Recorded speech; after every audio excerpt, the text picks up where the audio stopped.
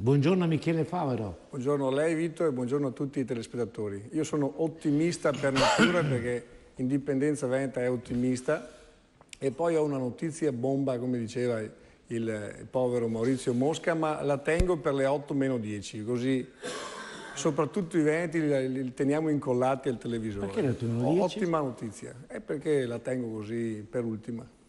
Ci lascia suspense. Lascia un po' di suspense, esatto. Non è che ce ne dimentichiamo poi? Assolutamente no, guarda. Siamo sicuri? Assolutamente no. Le chiedo subito, quando mancano 10 minuti, di darmi 3 minuti di spazio. È una notizia molto, molto interessante per tutti i veneti all'ascolto. Vabbè. Favero!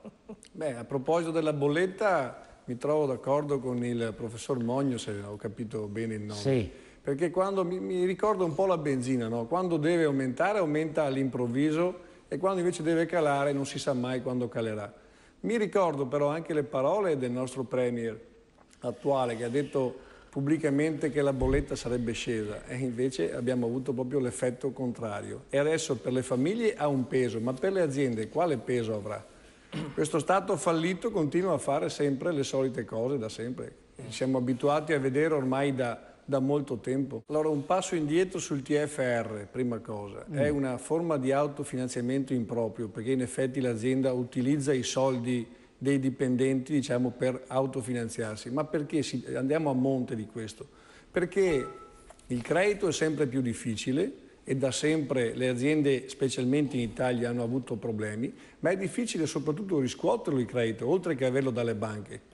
Perché un'azienda spesso e volentieri, specie se paga la pubblica amministrazione in questo paese, si trova ad aspettare anche 2 anni per poi riscuotere i crediti che vantava.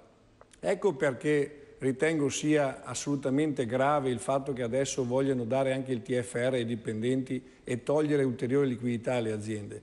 Prima sistemate le cose sotto il profilo soprattutto anche del diritto che in questo paese manca, poi eventualmente stabilite una concertazione anche con i dipendenti, perché si vuole dare, hanno dato sti famosi 80 euro che non vogliamo più sentirne parlare, siccome la ripresa non c'è stata ovviamente, vogliono dire, beh, visto che altri soldi e altre risorse non ne abbiamo, diamo la possibilità ai dipendenti di sfruttare quello che avrebbero già accantonato e anziché dare i soldi alle aziende li diamo ai dipendenti. Questa è un'altra forma, diciamo, di egoismo di questo Stato che non sa più che risorse, che pesci pigliare.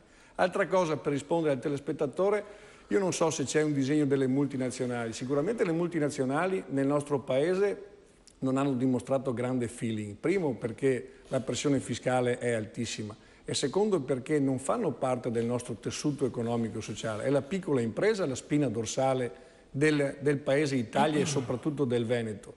Però qui si tende, soprattutto la politica, aiuta le multinazionali. Poi quando hanno fatto i loro comodi prendono armi e bagagli e se ne vanno via. Purtroppo questa è la realtà. Non si guarda al piccolo orticello, non si guarda alle aziende che fino adesso hanno prodotto la ricchezza di questo Paese, ma si tende a proteggere delle oligarchie, delle multinazionali che fanno danni e poi una volta fatto quello che devono fare spariscono. E mi viene in mente anche l'Electrolux, che non mi sembra che la situazione sia molto cambiata, e anche altre aziende comunque che vengono qui per investire, tra virgolette, finché fa comodo. È il paese delle leggi e non del diritto. Ecco. Il Sant'Agostino diceva che cosa resta di uno Stato al quale si toglie il diritto se non una grossa banda di briganti. Questa è proprio la definizione dell'Italia di oggi, una grossa banda di briganti.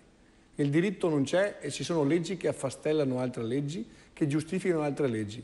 Il telespettatore prima che parlava, il terzultimo della casa, che ha detto che ormai gli manca solamente quello dell'HIV, è il fatto che non siamo più governati dalla politica, ma dalla burocrazia. Questo è un paese dominato dalla burocrazia, dai burocrati, dai boiardi di Stato. Per chiedere a queste banche come mai 2 anni fa hanno dato 98 milioni di euro all'Alitalia e oggi ne portano in bilancio a perdita per 70 milioni circa e invece non finanziano le aziende, le piccole aziende oppure le persone, le famiglie. E in questo caso si accaniscono con i deboli, no? Che non possono difendersi. Sono forti con i deboli è la strategia che è prevista.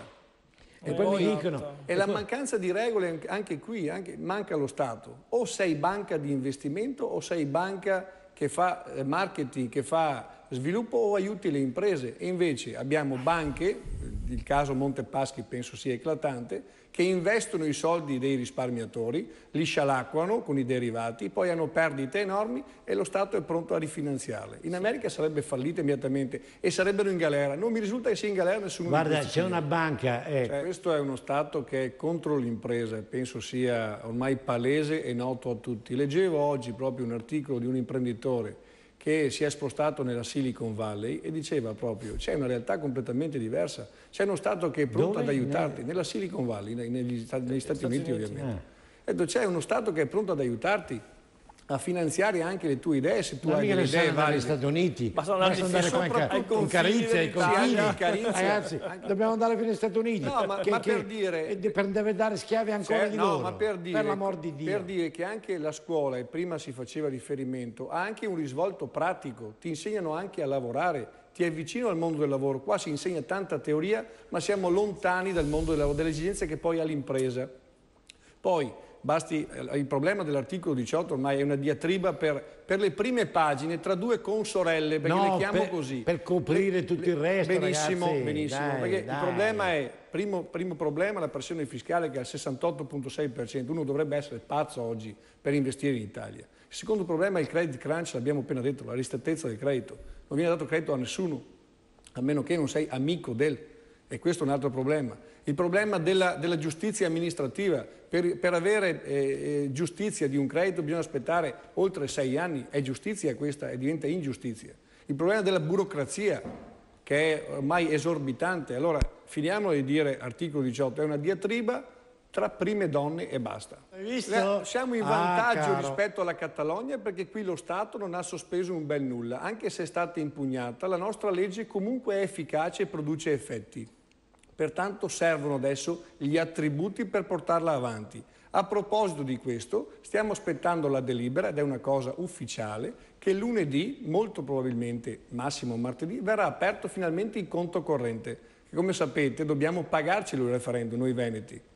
E la cifra è stata stimata in 14 milioni di euro. Stimandola, facendo una stima, sono 2,84 euro per ogni veneto. E noi abbiamo già migliaia di imprenditori che hanno detto che ci daranno sicuramente molto più di 3 euro. Guardi, in soli 3 giorni a Vedelago abbiamo raccolto 30.000 euro e anche di più. Adesso non vorrei dire una cifra, forse è anche più alta. A Campo San Martino 7.000. Questo per dire, e questo professor Monaco anche lei deve farsi portavoce.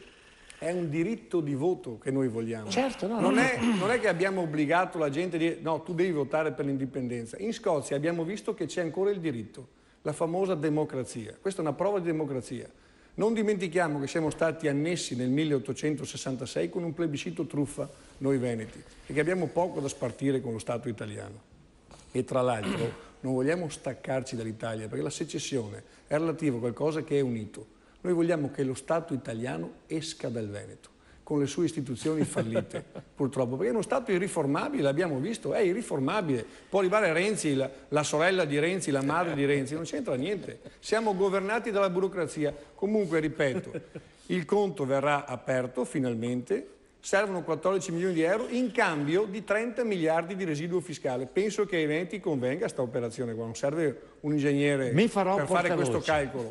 Mi farò portavoce. Assolutamente deve farsi portavoce, questa è una cosa di democrazia. Dovete darmi il numero del conto corrente, io ci perdo poco a dire chi vuol dare l'obolo. Assolutamente. Ma è un referendum consultivo questo. Consultivo, ecco, ma su un diritto inalienabile. Vedi che stanno facendo un consultivo? È stato paragonato il diritto alla vita. È un diritto e un dovere dal mio punto di vista. Lo strumento, allora, il diritto all'autodeterminazione è stato paragonato a un diritto alla vita. È inalienabile. Allora, è vero che è un referendum consultivo, intanto fatecelo fare che poi vediamo anche il resto. Intanto facciamo decidere il popolo veneto se vuole essere ancora governato da uno Stato di falliti o se vuole invece essere governato dalla propria gente, con una democrazia diretta e non come quella attuale, sul modello svizzero.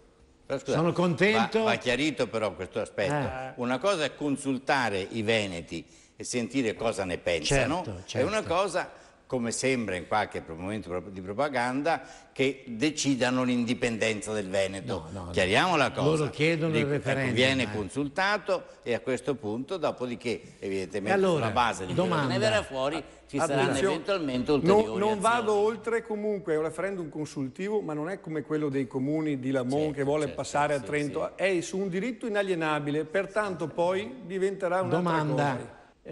Perché non volete il partito per l'indipendenza? Perché non volete partecipare alle votazioni della Regione Veneto? Perché non entrate prima in Regione? Perché adesso l'obiettivo principale, dato che c'è una legge, la legge 16, che è una nostra legge, lo sanno tutti, l'abbiamo scritta noi, è stata approvata, perché andare al passaggio successivo se abbiamo già una tappa ben definita? Noi vogliamo il referendum e si può fare il referendum ancora il 1° marzo. Non deve essere usato il referendum come strumento elettorale per andare alle elezioni. Quella è una cosa grave, attenzione. Cosa chiederete in pratica ai veneti?